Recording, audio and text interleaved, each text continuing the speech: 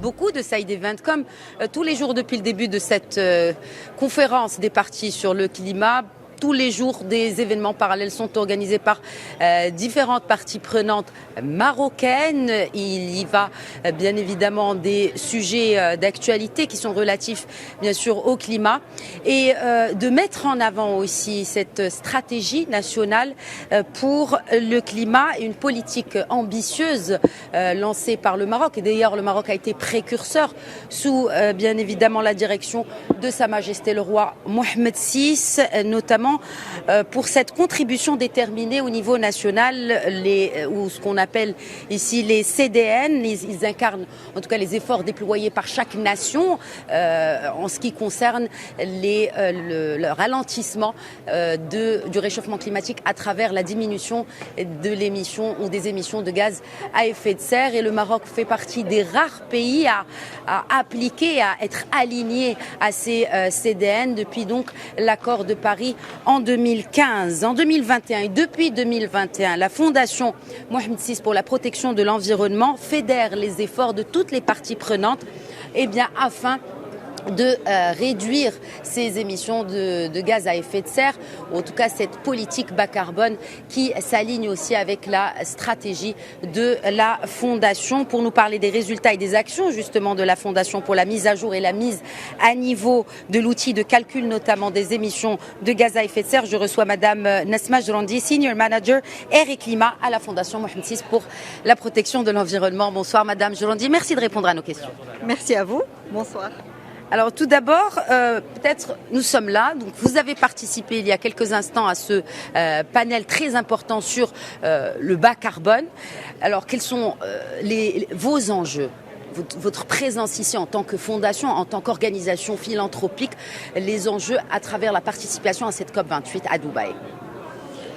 Merci beaucoup.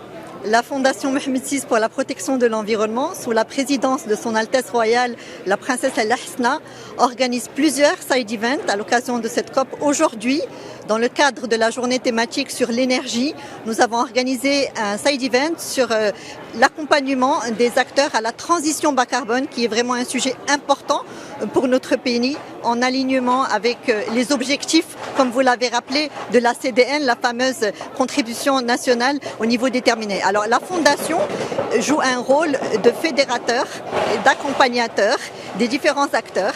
Donc nous avons rassemblé autour d'une convention cadre pour la transition bas carbone les départements ministériels, le ministère de l'Industrie et du Commerce, le ministère de la Transition énergétique et du Développement durable, les agences publiques, l'Agence marocaine pour l'efficacité énergétique, l'Institut national de normalisation, l'Institut marocain pour la normalisation, mais aussi le secteur privé à travers la CGEM et les territoires à travers la Direction générale des collectivités territoriales. Donc l'ensemble de ces acteurs sont réunis autour de la Fondation pour accompagner cette transition bas carbone qui permettra aux entreprises marocaines de d'abord calculer leurs émissions de CO2 pour pouvoir justement faire face aux différentes barrières douanières qui s'ouvrent à l'international, notamment à l'Union européenne avec cette fameuse taxe carbone aux frontières qui a été lancée par l'Union européenne en octobre 2023.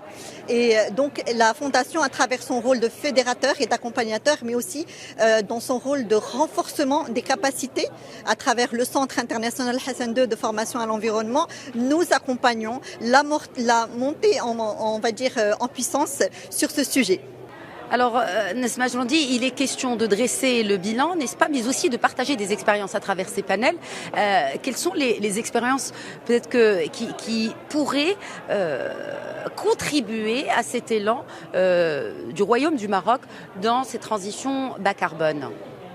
Aujourd'hui, nous avons l'occasion d'avoir des témoignages d'entreprises marocaines qui se sont engagées à d'abord mesurer leurs émissions de gaz à effet de serre à travers l'outil bilan carbone développé par la Fondation et ses partenaires, mais aussi engagées à mettre en place un plan d'action pour réduire de manière concrète ces émissions. Et enfin, pour celles qui sont les plus avancées, à participer à la compensation de ces émissions à travers notamment le portefeuille de compensation volontaire carbone mené par la Fondation depuis 2009. Merci Nasma Jrandi. Je rappelle que vous êtes Senior Manager Air et Climat à la Fondation Mohamed VI pour la protection de l'environnement. Merci beaucoup. Voilà donc, c'était cette entrevue en marge des travaux de la COP28 ici à Dubaï. Merci de nous avoir suivis.